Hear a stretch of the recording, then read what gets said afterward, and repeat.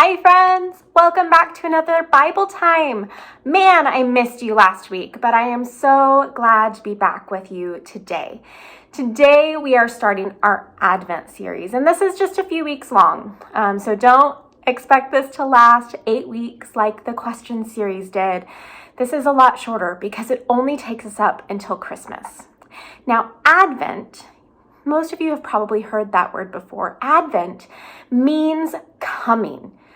And we use this word to describe the season of the church that we're in, the worship season that we're in, the beginning of the church calendar.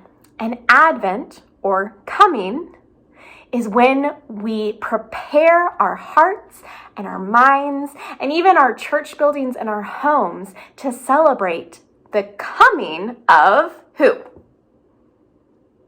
Yeah, you guys are too smart for me. Yeah, the coming of Jesus, to celebrate Jesus's birth on Christmas Day. And then Christmas Day kicks off a 12-day season called Christmas.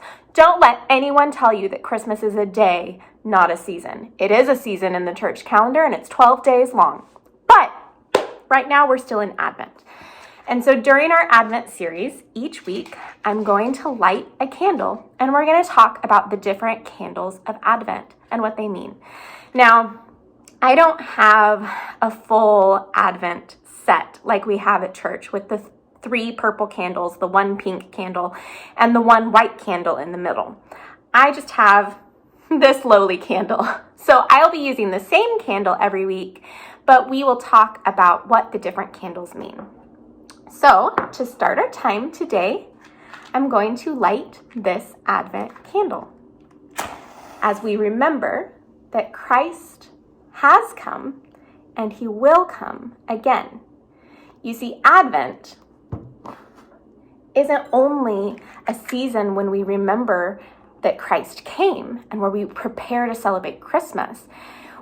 During Advent, we remember that we're kind of in this in-between time as followers of Jesus, that Jesus came once, he died, he rose again, and he went back to heaven. But he promised before he left that someday he will come back. And when he does come back, he will make everything right. And so today, friends, in this first week of Advent, we light the candle of hope. And to remember what our hope is, I'm going to read very briefly from the prophet Isaiah. Isaiah 2, verses 2 through 4. There is a day coming when the mountain of God's house will be the mountain, solid, towering over all mountains.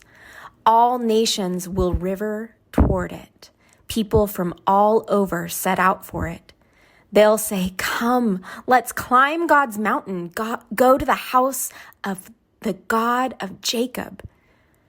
He'll show us the way he works so we can live the way we're made." Zion's the source of the revelation. God's message comes from Jerusalem. He'll settle things fairly between the nations. He'll make things right between many peoples. They'll turn their swords into shovels, their spears into garden hose. No more will nation fight nation. They won't play war anymore. Wow, did you guys hear that? Were you listening? What is this huge hope that we have? What is God promising through the prophet Isaiah? Say it louder. I can't hear you. Yeah, God is promising that there will be a new kingdom. And in this kingdom, there will be no war and things will be made right.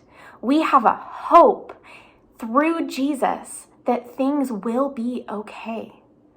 And man, that for me is something really important to remember, especially this year. This year has been hard, harder than most. I think it's been that way for you too. And so this hope that God is going to make everything right, that even the prophets of the Old Testament proclaim this huge hope, it's comforting to me. And I hope it's comforting to you too. And so friends, this is a short one, but I hope that I hope that by lighting this candle of hope and by talking about Advent, you've maybe gained a little bit more hope today. And so I'm going to close our time with an Advent prayer. Faithful God, out of wars and chaos, you bring the order of peace.